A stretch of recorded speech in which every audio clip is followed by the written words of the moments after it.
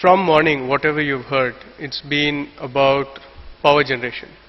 I'm coming from a very, very different side. I run a company called Smarter Dharma, and our focus is on holistic sustainability, where energy is a key part.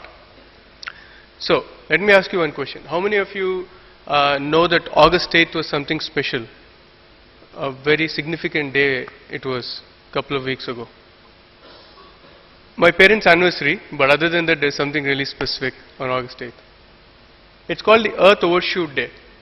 Have you heard of Earth Overshoot Day? So what happens on Earth Overshoot Day every year? Since recorded data was from 1964, 1971 was when we have, as a race on this Earth, started crossing and using beyond what we actually can, which means the Earth can generate. The amount of resources the Earth can provide, we started overshooting. Now imagine August 8th was the day, as of 2016, we have utilized all the resources available, which means beyond August 8th, the rest of the year, we are living on, it's like you're living on credit card, and you don't have a clue how you're going to pay it back. That's where we are, and that's the day. Since 71 we've been. Now the good news is this, right?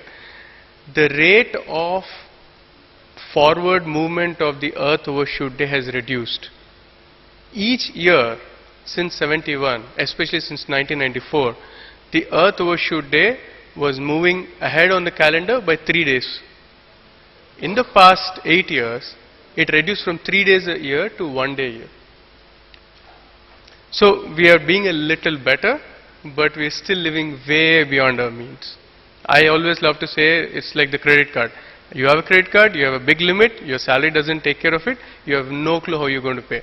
You can talk to your parents, your brothers, your sisters and friends, right? Here we don't have anything else. Somebody was saying in the morning, we have only one planet, that's all we have. Unless interstellar happens, we go to Mars or Saturn to live. As of today, this is all we have. So, what we do is, we coming from the other side, no matter how much power we generate, and there's been an increase in power, there is going to be an increase in power generation. Whatever source we take, renewable, non-renewable.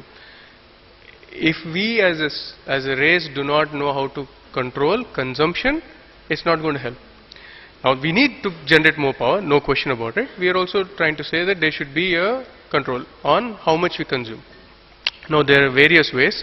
Over a period of 8 years, we have identified that behavior change is key. I'll not get into details of it. I want to use some more stats. There's been a lot of talk of coal. I don't know if you guys know this, but worldwide, there has been a steady drop in coal consumption because world realized coal is a very dirty resource, right? Just in 2015, there's been a 4% drop. 50% of it from China, our biggest competitor. You know the one major country which has actually increased in coal consumption? India. The whole world reduced by 4%. China reduced, of that 50% is from China. India increased by 4%. It is not a joke at all, right? And India has 572 approved or close to be approved coal mines. 572. Countries are shutting down coal mines. If this is not a time to start looking at renewable as an option, any renewable, it is never. Shale, I don't know, I think the professor had a stat which said about earthquakes. Shale, one of the places in the United States where shale gas is made from is Oklahoma State. Oklahoma State in a recorded history of 200 years had 20 earthquakes. In 2013 and 14 they had 300 earthquakes where shale gas is being produced. 300 earthquakes in just 2 years. And in the recorded 200 years history they had 20.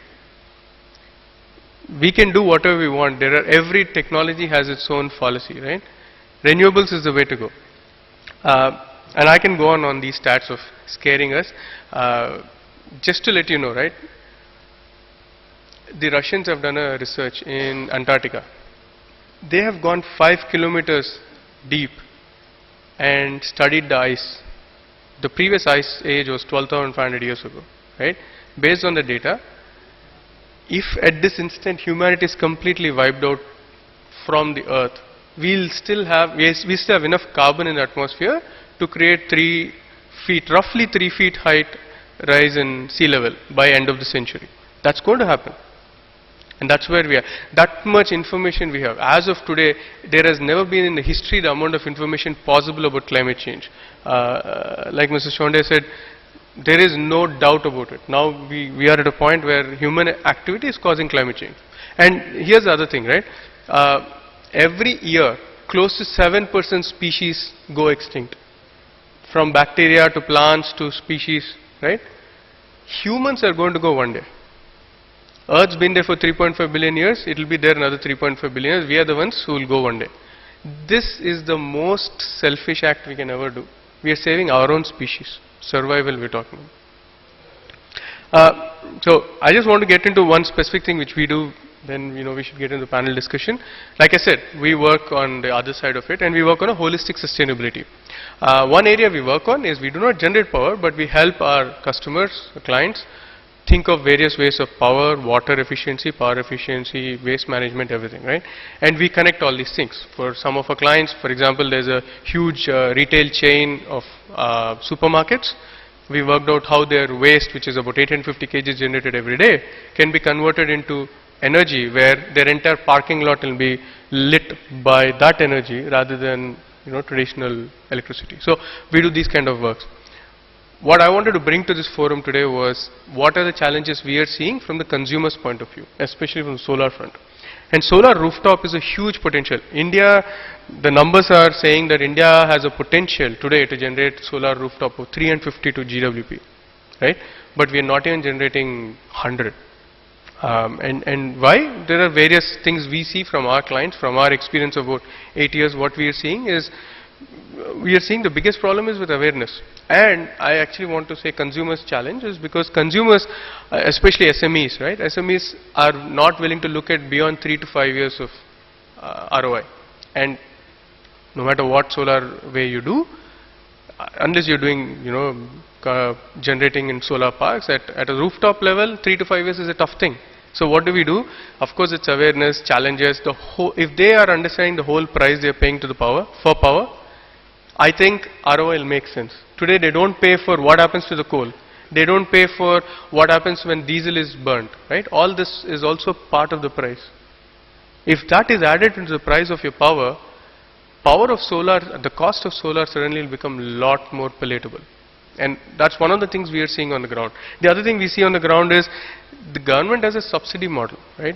But there should be probably convert into a more incentive-based model. And that paradigm shift is needed. In the net metering and gross metering, which is there in a few cities in the